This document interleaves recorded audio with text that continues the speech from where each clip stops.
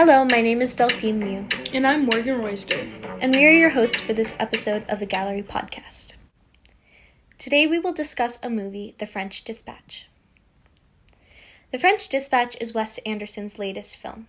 It was released in the US on October 22nd, 2021.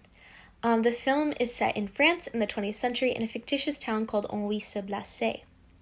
The whole movie is essentially an imaginary newspaper turned into the format of a film.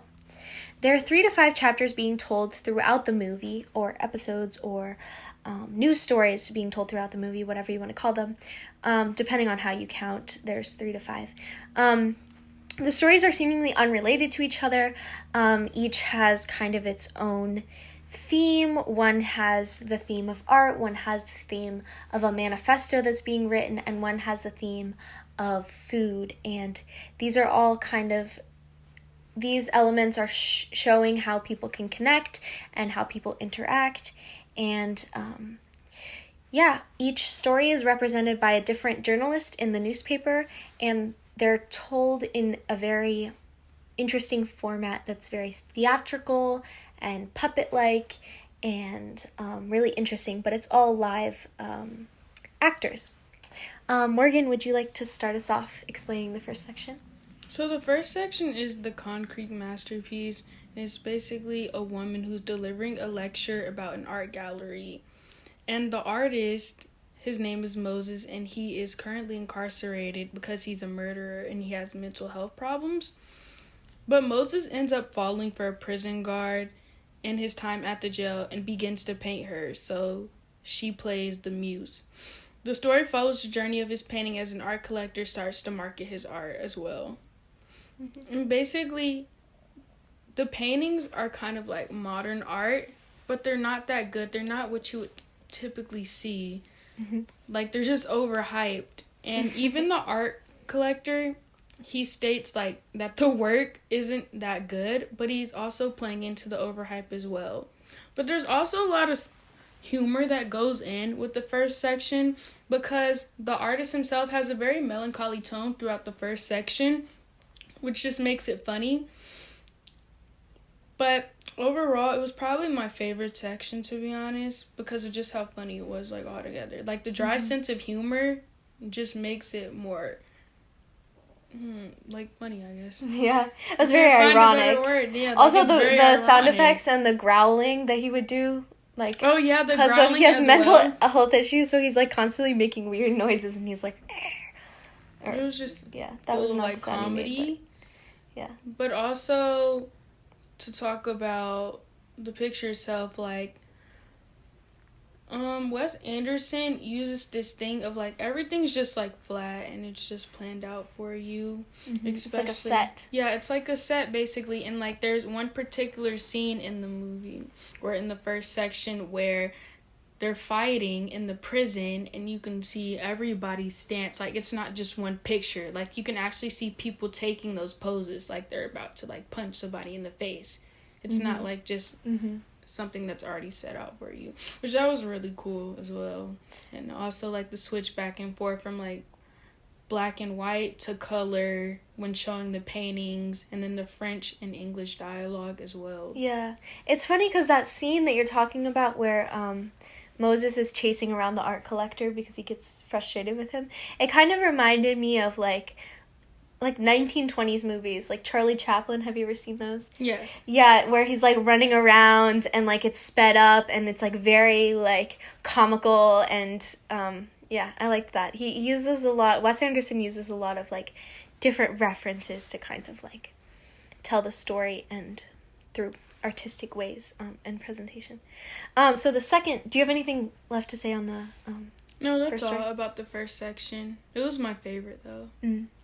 Oh, okay. So the second section is it's the story about the manifesto, and the story is being told by this single very successful journalist who gets entangled with this young teenage revolutionary who's writing this manifesto about how teenagers should get certain rights, like they should be able to go in each other's dorms and hang out with each other whenever they want. They shouldn't have all these rules set on by adults. So it's about her editing and her experience with the manifesto, and it has Timothy Chalamet. So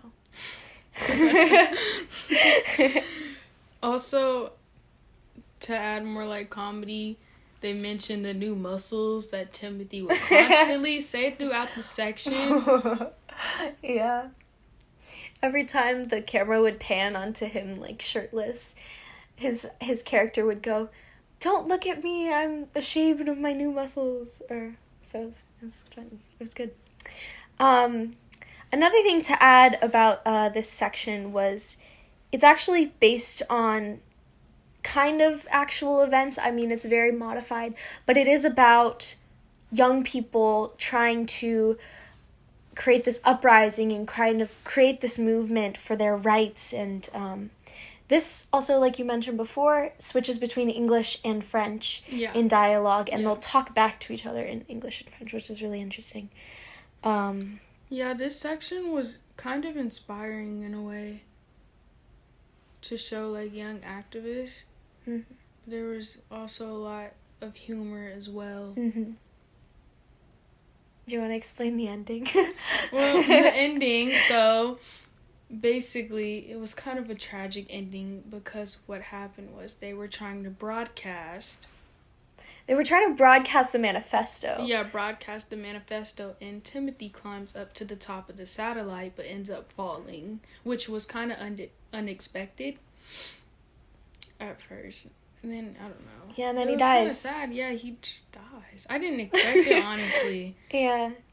I think what's interesting about the first story was that it was humorous and ironic and almost like a dry humor, but it had really dark undertones. I mean, with the backstory of his like mental health issues and stuff like that. This story but it had like a seemingly okay ending. Like, it wasn't a super sad ending. This story was like kind of comical throughout the whole thing and didn't really have any like really like harsh references aside from they reference the war. But then he just dies at the end, which it's kind of silly. Well, yeah, the comedy, like, the added humor makes it less tragic, the death, because you're already laughing about all the stuff that happened before. Yeah, it's not true. like everything's just gloomy and sad and then that happens. It's like you came from laughing and then you go to tragedy, which it makes it less tragic when there's an added sense of humor. Mm-hmm. I thought the actors did pretty well in this section, too. I agree. And they continued this, like, the way the actors move is like very mechanical and engineered, and they like look like puppets or like cartoon characters. It's not like a normal movement. It's almost robotic, but it's also dynamically robotic, if that makes any sense at all. Probably doesn't. But yeah. So going on to the third section. So this section is a slightly different because the journalist is such a key part of this section. I mean, the second section too, but the journalist is on this radio show kind of explaining this article he's written, and one of the things he says is that I remember every single word I've ever written down. So he basically has this perfect memory, and he's reciting this article that he wrote for the newspaper. And he has an interesting story himself. He's African American. He's living in, obviously, Ennui. He has had trouble being gay in just the time period. I'm guessing it's the 50s, I think. And yeah, so he talks about how each of his stories is connected to food. He always mentions food in everything he writes. And so this story is the one about food. But it's interesting because he starts the story out with, here's this wonderful chef. I'm going to this house of this police officer who the chef works for to taste the chef's food, and the police officer's being kind to me and like welcoming me in. And while he's having dinner, the police officer's son gets kidnapped. And so the story quickly shifts to this chase to catch the kidnappers. And throughout it all, the chef keeps making these wonderful meals, and they kind of like show these meals in a way that maybe a server at a restaurant would explain the meals to you. Like, they're peppered with this, and they, like, had a touch of blah, blah, blah, and whatever. So, and kind of the chef is, like, feeding the search party throughout this whole process, but they're searching for this kid, and they eventually find him, and to try to get the kidnappers to let him go, they send in the chef to poison them. And basically the chef goes in, he makes this wonderful meal for them just because they're hungry, and he makes this wonderful meal and ends up poisoning all of them. And he tests the food and poisons himself because he has to test the food, and because the kidnappers don't trust him. But yeah, this was another very elaborate story. The food is an essential part of the story, but it's not quite as much of a theme as in the first two. But yeah, do you want to talk about the cartoon element of this section when they're doing the chase? There were added cartoons throughout the whole movie, but mainly in the third section when they're on the chase to find the son. Like, it's all played out through a cartoon. Mm-hmm. Very comical. It's very comical because it also, again, adds a sense of humor. Even though something dark is happening, you don't see that darkness because there's comedy. Mm-hmm. Yeah. And I also think that it was very interesting at the very end.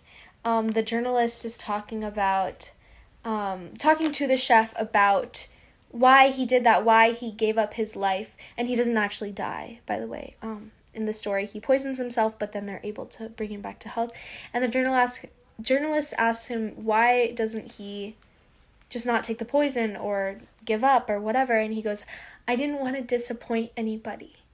And the journalist kind of relates to that because they're both foreigners, and they both have been marginalized, I guess, throughout their lives, and he references that. And the cook goes, there was flavor in it. There was flavor in the poison. And he kind of, like, talks about this poison, and it's just, like, a very strange moment where he's talking about how this poison had such great flavor. And it was, like, weird, but it was, like, very touching, if that makes any sense. So, yeah. The section also did the black and white contrast thing. And the sets and the pastel colors, the warm pastels. Yeah, so why don't we just end the podcast with kind of talking about the artistic elements of Wes Anderson films. Yeah, I want to add on to what you said about, like, the warm pastel colors, because he uses that throughout the whole movie, which is kind of satisfying and pleasing to the eye. Because everything just fits so perfectly, along with the font as well. When switching back and forth from English to French dialogue, the font is just perfect, and it fits the movie, which is also pleasing to the eye. So Wes Anderson has a way of, like, making things pleasing to the eye, I guess. We just keep using the word pleasing to the eye. Because it is. It's just so satisfying to watch. Satisfying, and I can see why it's such a good movie, because it's just satisfying. Yeah.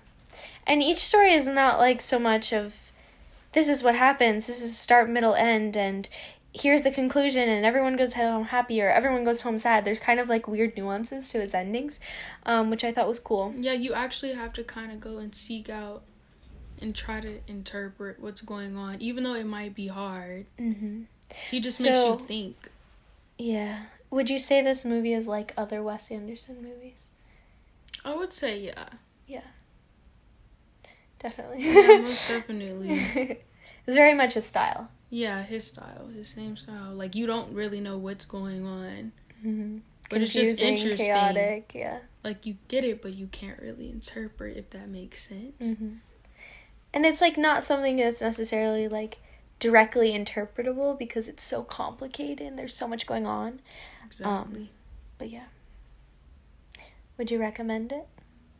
Yeah, it was a 10 out of 10. And if you guys don't know, this was Delphine's second time watching the movie, and it was my first time, so she was obviously, like, able to interpret things better than I could. But I would totally recommend it, especially since it was only my first time seeing it. So I would recommend everybody to go watch it because it's a really great film. One thing I would like to add before we go is that if it's your first Wes Anderson movie, it might be overwhelming. But if you've watched Wes Anderson films before, then I think you'll love it. I think it'll be a great movie to watch. Yeah, I agree. Yeah. Okay, thank you guys so much. Thank you. We'll see you guys in the next episode.